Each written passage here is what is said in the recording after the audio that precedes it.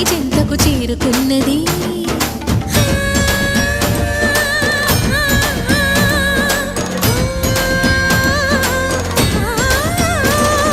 భవుని భువికి తరలించేలా, ధరణి దివిని తలపించేలా రసతరంగిణి లీల ఎదిని నృత్య రతులు చేయగలిగే